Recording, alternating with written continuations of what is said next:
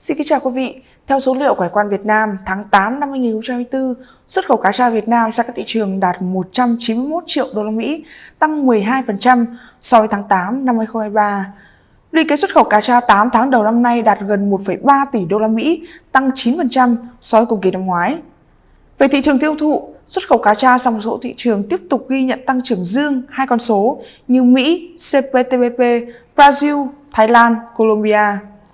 Trung Quốc và Hồng Kông vẫn ghi nhận là thị trường tiêu thụ nhiều nhất cá tra Việt Nam trong tháng 8 năm 2024, đạt hơn 57 triệu đô la Mỹ, tăng 9% so với cùng kỳ năm 2023. Tính đến hết tháng 8 năm 2024, tổng giá trị xuất khẩu cá tra sang thị trường này đạt 370 triệu đô la Mỹ, giảm nhẹ 2% so với cùng kỳ năm ngoái. Xuất khẩu cá tra sang Mỹ trong tháng 8 năm 2024 đạt hơn 35 triệu đô la Mỹ, tăng 40% so với tháng 8 năm 2023. Giá trị xuất khẩu cá tra sang Mỹ trong 8 tháng đầu năm nay đạt 226 triệu đô la Mỹ, tăng 23% so với cùng kỳ năm ngoái.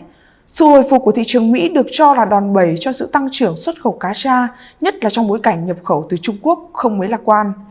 Thông qua các chương trình mời thầu của Bộ Nông nghiệp Mỹ, dự kiến quốc gia này vẫn tiếp tục có nhu cầu mua các loài cá thịt trắng. Cụ thể, ngày 29 tháng 8 năm 2024, Bộ Nông nghiệp Hoa Kỳ USDA đã công bố sẽ mua thêm cá tuyết Thái Bình Dương, phi lê cá mú và các sản phẩm từ cá da trơn. USDA cho biết đã trả 6,5 triệu đô la Mỹ cho 1,5 triệu pound cá da trơn. Brazil là thị trường đơn lẻ lớn thứ 3 về tiêu thụ cá tra Việt Nam với gần 12 triệu đô la Mỹ trong tháng 8 năm 2024, giảm 10% so với cùng kỳ. Tính đến hết tháng 8 năm 2024, xuất khẩu cá tra sang quốc gia lớn nhất Nam Mỹ này đạt 77 triệu đô la Mỹ, tăng 28% so với cùng kỳ. Xuất khẩu cá tra tháng 8 năm 2024 tại các thị trường ghi nhận nhiều tín hiệu lạc quan hơn nhờ sự phục hồi về nhu cầu và giá xuất khẩu. Với đà tăng trưởng xuất khẩu trong 8 tháng đầu năm nay và dự đoán lạc quan sẽ tiếp tục tăng trưởng trong 4 tháng cuối năm, mục tiêu 2 tỷ đô la Mỹ của ngành xuất khẩu cá tra có thể sẽ về đích hoặc vượt mục tiêu kỳ vọng.